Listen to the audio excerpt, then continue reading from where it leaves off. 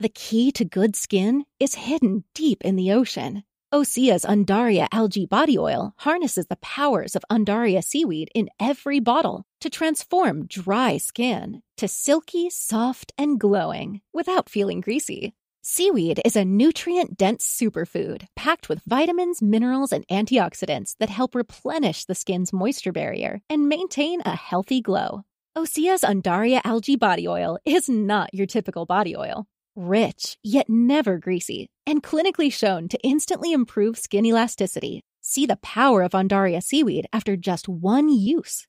Get healthy, glowing skin with clean vegan skin and body care from Osea. For 10% off your first order, use code SEAWEED10 at OseaMalibu.com. Plus, free samples with every order and free shipping on orders over $50. Use code SEAWEED10 for 10% off at OSEAMalibu.com. Acast powers the world's best podcasts. Here's a show that we recommend. Hi, I'm Debbie Millman, and I host a podcast called Design Matters from the TED Audio Collective. Every episode, I have conversations with designers, writers, artists, and other luminaries of contemporary thought. People like Roman Mars, Ai Weiwei, Ethan Hawke, and Ashley Ford. We not only talk about their crafts, but how they design the arc of their lives, what they've learned, what obstacles they've overcome and how they've done it, and how they see the world. Join us for an inquiry into the broader world of creative culture. Find and follow Design Matters with Debbie Millman wherever you're listening to this.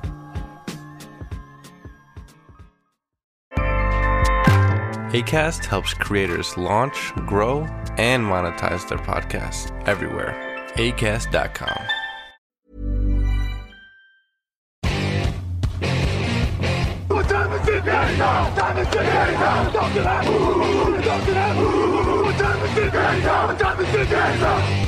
Salut à tous et bienvenue pour un nouveau Touchdown Actu Podcast, le début des previews de cette intersaison, tout simplement de la saison 2025 de NFL qui approche désormais dans moins d'un mois, le début de la saison régulière, au moment où on commence à enregistrer ces différentes pastilles. Vous commencez à en avoir l'habitude saison après saison.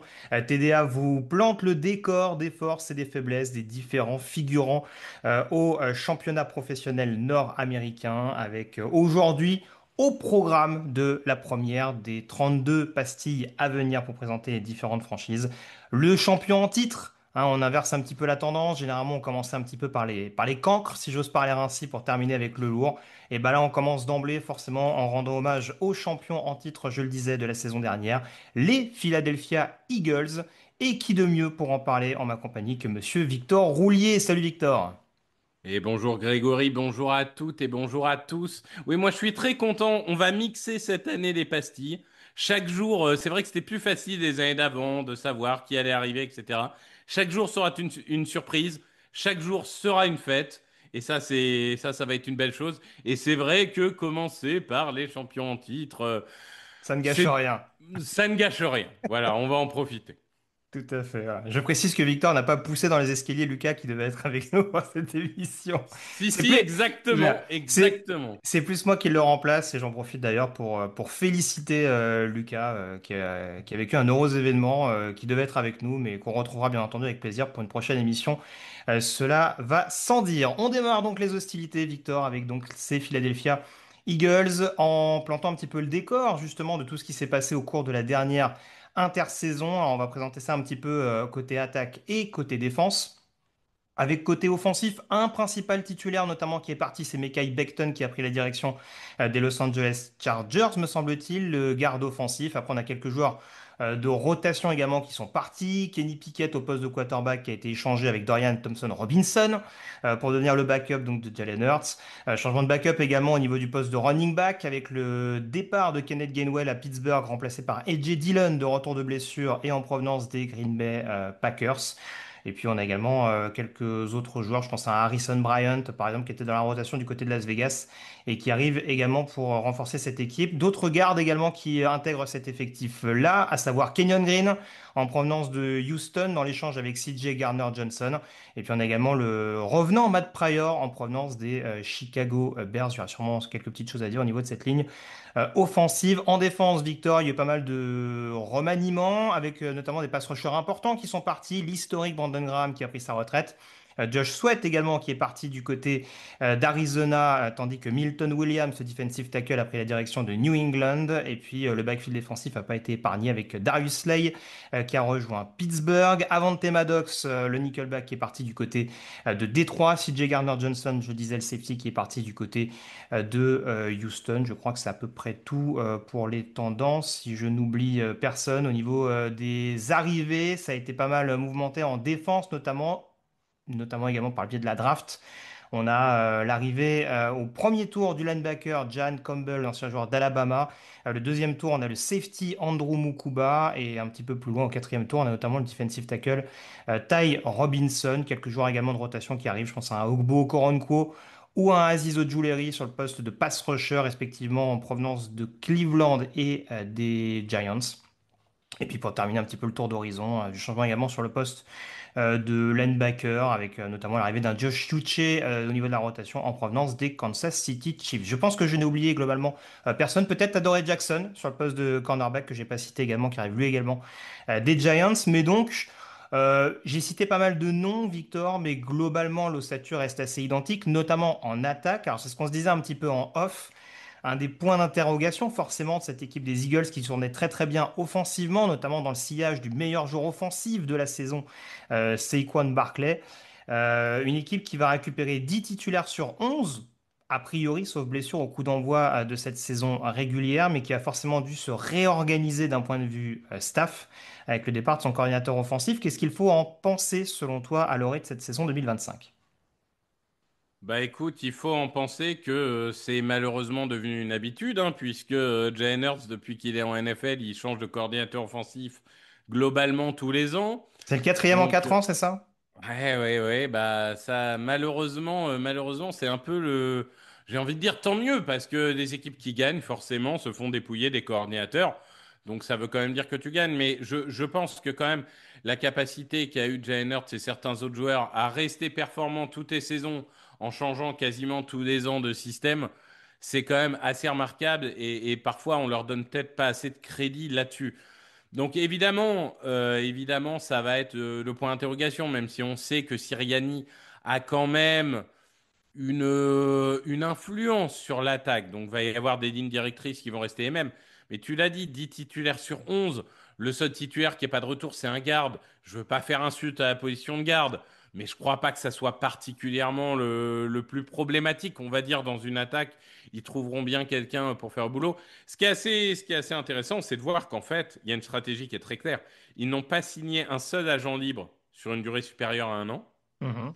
Et globalement, le renouvellement d'effectifs ne se fait que par la draft, où il y a déjà eu beaucoup de choix cette année, il y en aura beaucoup l'année prochaine. Le but est clair, c'est continuer à se réapprovisionner par la draft pour une équipe qui est déjà une des plus jeunes de la ligue. Mais en attaque, la recette, elle restera toujours la même. C'est-à-dire qu'Edgy Brown, il gagnera toujours ses 1 contre 1. Saquon Barkley, même s'il ne refera peut-être pas 2 milliards, ça reste un super coureur.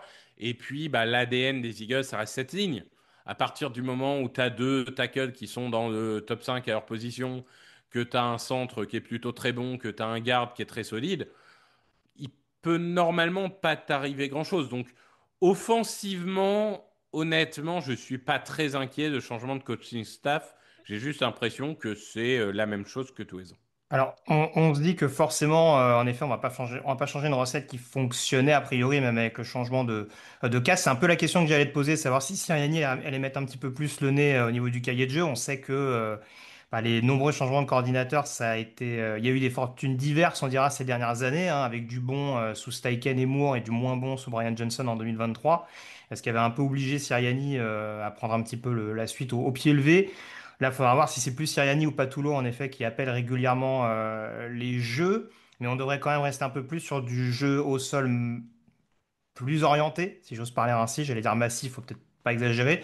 Je pose aussi la question dans le sens où le jeu aérien va avoir son importance parce que est-ce qu'on doit être rassuré notamment par cette profondeur dans le domaine aérien? J'ai l'impression qu'on a signé pas mal de tight end, en tout cas pour assurer justement un peu de profondeur. Peut-être qu'on va jouer un peu plus encore de personnel 12, hein, que c'était un petit peu plus le cas, j'ai l'impression, sur certains moments clés de l'année. Mais c'est vrai que le groupe de receveurs, avec un A.J. Brown qui, on ne cesse de le répéter, se rapproche peut-être plus de la fin qu'il n'est proche du début. Est-ce qu'il faut s'en inquiéter? Est-ce qu'il faut craindre ces blessures qui ont peut-être un tant soit peu épargné l'attaque des Eagles en passé? Oui, comme toutes les équipes de la ligue, je pense que en fait c'est le côté d'avoir de la profondeur. Tu regardes des effectifs, il y a une ou deux exceptions. Il y a des Baltimore, des équipes comme ça qui ont l'air d'avoir à chaque fois un effectif avec trois solutions à chaque poste. Mais en vrai, la plupart des effectifs dépendent drastiquement de leurs stars. Donc je suis d'accord avec toi. Si A.J. Brown ou même Devonta Smith se blessent, c'est un gros problème. Si Saquon Barkley se blesse, c'est un problème aussi. Si Lane Johnson se blesse, c'est un gros problème. Et on va pas se mentir, une des forces des Eagles et ce qui leur a permis notamment de marcher sur la finale de conférence et sur le Super Bowl, c'est qu'à l'exception de Nakobe Dean, 21 titulaires sur 22 de début de saison étaient titulaires au Super Bowl. Donc oui, oui, les blessures vont jouer. Oui, c'est vrai que l'effectif des Eagles n'est pas forcément très profond. C'était déjà le cas l'année dernière, c'était déjà le cas quand on a eu le Super Bowl en 2022. C'est sûr, les blessures ont leur importance, mais je pense surtout à Lane Johnson qui commence de plus en plus à avoir du mal à faire des saisons complètes et qui se fait opérer un peu tous les ans. Je ne sais pas dans quel état il sera après la carrière. Mais en tout cas, je suis très content de savoir pour ce bon A.J. Brown. Mesdames, messieurs, si vous écoutez, si vous avez 28 ans, vous êtes plus vers la fin que vers le début. J'espère que vous êtes heureux de savoir parce que non, mais je rigole, mais c'est vrai qu'on sait qu'au niveau des receveurs et des running backs, parfois la barrière des 30 ans, certains la cassent, hein. C'est ça. Mais Mais on en, ça on en peut est en déjà à effet. quasiment 10 ans de carrière. C'est un joueur qui arrivait relativement jeune en NFL et qui joue peut-être aussi sur un style de jeu où ça peut s'essouffler un peu plus facilement. C'est aussi dans ce sens-là où, en effet, l'âge brut, je te rejoins, c'est sûr qu'on peut clairement pas dire que c'est un vieux crouton, mais c'est vrai qu'on est sur des positions, des skill positions, encore une fois, running back, receiver, où on peut un peu du jour au lendemain être catégorisé rapidement. Sur la fin. En tout cas, moi, mon propos, c'est surtout aussi de se demander si Oui, bien Devonta sûr. Smith va peut-être pas plus avoir de responsabilité, parce que c'est vrai que AJ Brown, malgré les relations qu'on a décrites en interne, comme quoi ça s'était détérioré avec Jalen Hurts, ce qui est peut-être vrai, en attendant, ça a été une soupape de sécurité constante, notamment sur les longues passes verticales de Hurts. L'idée, c'est peut-être aussi justement d'installer encore plus durablement Devonta Smith comme la principale option de Jalen Hurts pour justement les années à venir. Je pense qu'il y a une complémentarité. Moi, je pense que J. Brown est plus durable que tu le penses parce que quand on joue sur le physique et pas sur la vitesse, tu perds peut-être un peu moins. Enfin, en tout cas, ceux qui bossent bien, ils perdent un peu moins de physique que la vitesse. Mais après, moi, je trouve que les deux étaient déjà très impactants l'année dernière. Alors, bien sûr, il y a eu des blessures, etc. Mhm. Mais en soi, il y a 1079 yards pour J. Brown, il y a 833 yards pour Devonta Smith. Ils jouent chacun 13 matchs sur 17, hein. Donc ça reste en yards par match, ça reste des très bonnes stats, surtout pour une équipe qui est quand même pas, c'est pas Joe Burrow, hein, donc on va pas lancer 400 yards à chaque match. Donc non, je pense que les recettes, ils vont être à peu près les mêmes. Vraiment, ce qui va être toujours important, c'est cette capacité à se renouveler. Là où en 2023, il y a eu un moment où ils étaient devenus un peu trop prévisibles. Les très bonnes équipes, c'est faire la même chose mais différemment. Facile à dire, mais c'est toujours compliqué. Et ça va être évidemment la principale interrogation en attaque. Je le disais en défense, alors là pour le coup il y a un coaching staff qui reste quasi inchangé, sauf erreur de ma part, peut-être quelques assistants ici et là, mais vraiment sur l'ossature globale, sur le bord de touche ça ne change pas. Par contre donc en effet pas mal de mouvements. Sur quoi te porte d'ailleurs, sur quoi se porte d'ailleurs pardon ta curiosité? Est-ce que c'est plus sur la ligne défensive ou sur le backfield défensif? On a vu par exemple un Cooper DeJean qui a été essayé de temps en temps en position de safety. Est-ce qu'il faut voir sur la ligne comment on compense des Sweat ou des Williams? Qu'est-ce que tu es le plus curieux de voir? Bah, je dirais les deux, forcément, mais c'est vrai que je vais d'abord parler d'un extérieur. Alors, Cooper DeJean, il était en safety en formation base, hein, Hmm. parce qu'en formation nickel, il est en nickel cornerback, donc ça veut dire surtout qu'il jouera tous les snaps. Après, Ça veut oui, peut-être dire qu'on va laisser du temps aussi à Andrew Mukuba, qui reste un rookie malgré tout, hein. exactement. Bah, en fait, il y a ça, c'est-à-dire que finalement, en défense, il y a quand même des grosses interrogations. Qui sera le cornerback numéro 2? Alors, pour l'instant, la rumeur, c'est plutôt Ringo, mais qui a été, on va dire, inconstant depuis le début de sa carrière, ou alors Adoree Jackson, mais qui lui aussi peut parfois être inconstant. En safety, mine de rien, il faut remplacer Garner Johnson. Alors, Mukuba, c'est le même profil que Garner Johnson, mais il est déjà blessé, il est en train de louper le début du camp. On sait à quel point Fangio, il aime installer ses systèmes dès le début du camp, etc. Il y a un Sidney Brown qui est là depuis des années, mais qui, pareil, a eu des bons comme des mauvais moments. Donc il y a vraiment des places à prendre. Aujourd'hui, Quinion Mitchell et Reed Blankenship sont titulaires. Et Mhm. Cooper DeJean. Donc ok, ces trois-là sont titulaires. Il y a deux autres positions où honnêtement c'est assez ouvert. Surtout qu'on connaît Fangio pour le meilleur et pour le pire. Le statut des joueurs, que tu aies été drafté premier tour ou que tu sois drafté ou quoi, il s'en fout. Fangio, il met celui qu'il considère comme le meilleur sur le terrain. Ce qui parfois lui a causé tort sur la gestion des groupes.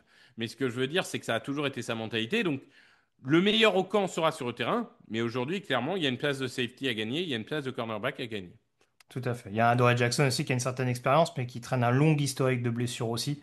Donc ça, ce sera forcément à surveiller. Et puis, en effet, alors sur la ligne défensive, j'ai envie de dire politique un peu du next man up, hein, avec beaucoup de joueurs jeunes qu'on va lancer dans le grand bain. On rappelle qu'un Jalix Hunt, par exemple, a été une très belle surprise l'an passé. Il sera sûrement en grosse concurrence avec Aziz Ojulari, l'ancien des Giants et ancien de Georgia, hein, parce qu'il en faut toujours un petit peu caché quelque part, hein. Tu parlais de Kelly Ringo notamment sur le backfield, on sait ils sont très très très nombreux.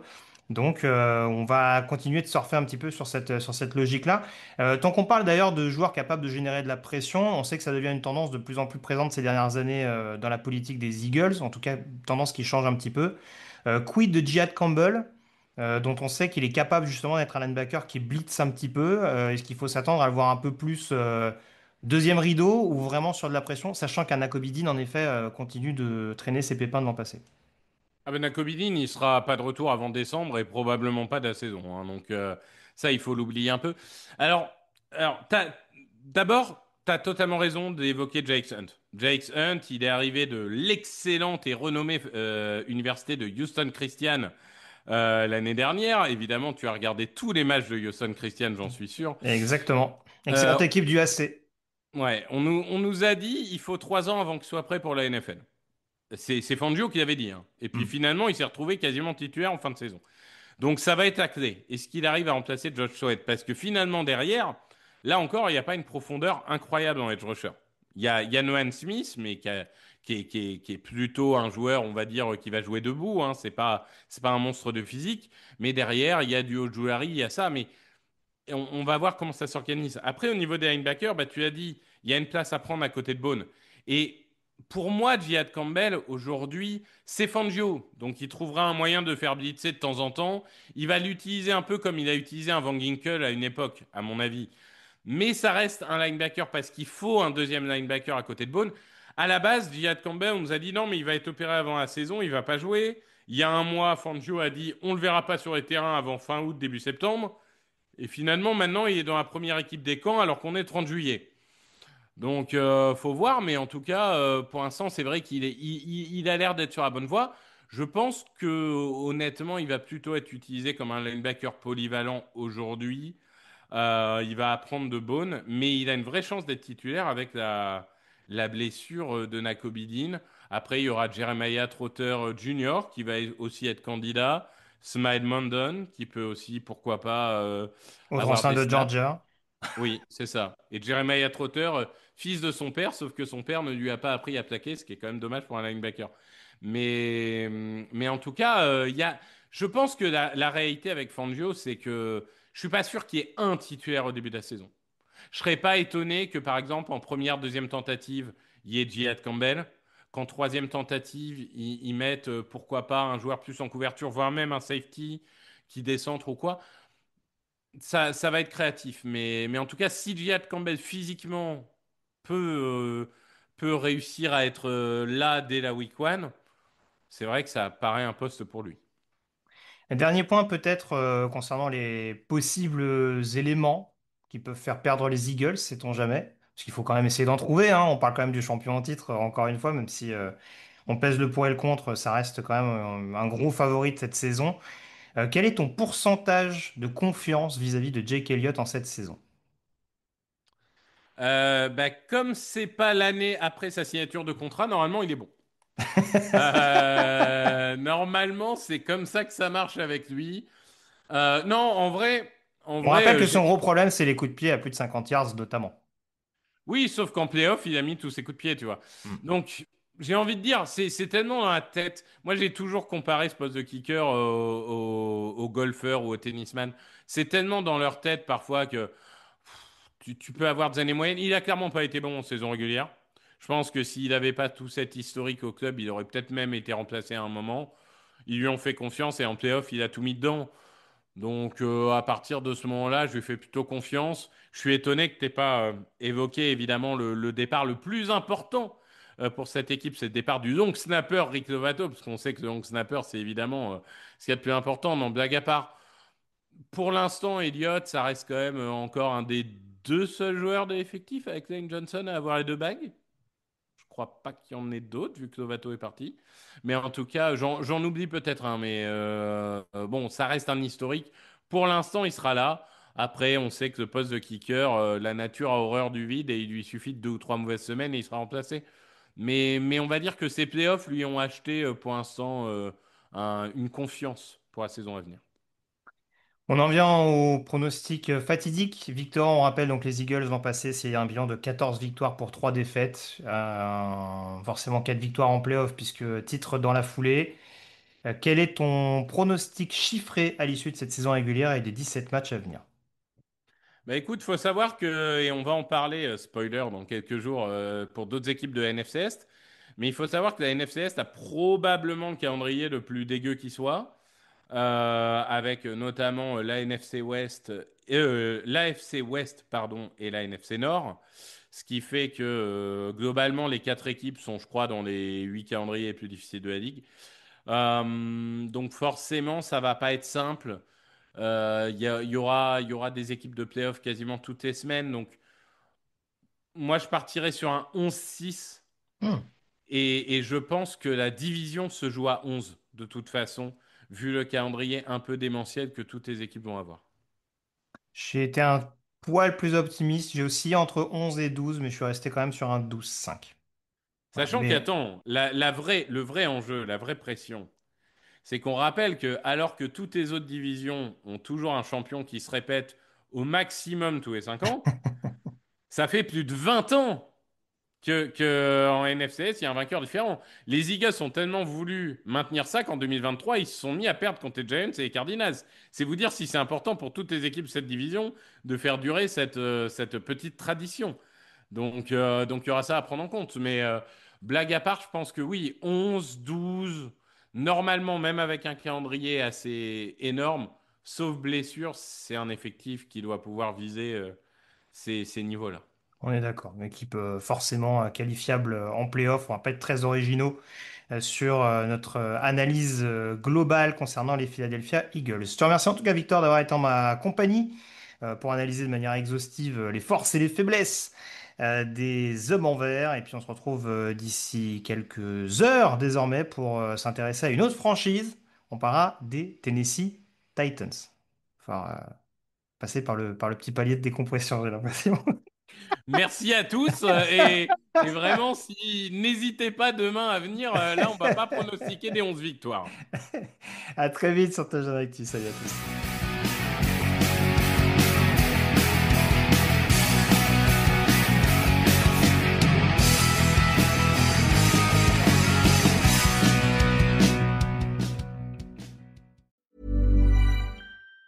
Did you know Tide has been upgraded to provide an even better clean in cold water? Tide is specifically designed to fight any stain you throw at it, even in cold. Butter? Yep. Chocolate ice cream? Sure thing. Barbecue sauce? Tide's got you covered. You don't need to use warm water. Additionally, Tide Pods let you confidently fight tough stains with new Cold-Zyme technology. Just remember, if it's gotta be clean, it's gotta be Tide. Acast powers the world's best podcasts. Here's a show that we recommend. Hi, I'm Debbie Millman, and I host a podcast called Design Matters from the TED Audio Collective. Every episode, I have conversations with designers, writers, artists, and other luminaries of contemporary thought. People like Roman Mars, Ai Weiwei, Ethan Hawke, and Ashley Ford. We not only talk about their crafts, but how they design the arc of their lives, what they've learned, what obstacles they've overcome and how they've done it, and how they see the world. Join us for an inquiry into the broader world of creative culture. Find and follow Design Matters with Debbie Millman wherever you're listening to this.